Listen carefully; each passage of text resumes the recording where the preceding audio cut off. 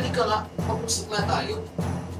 Totoo ba yung sinasabi nila na ikaw daw ang nagpapagkat na ako at ginagaya ko raw ang anyo ko? Totoo ba? Sabi ka ng totoo. Ano pinagsasabi mo? Wala akong alam sa mga sinasabi mo.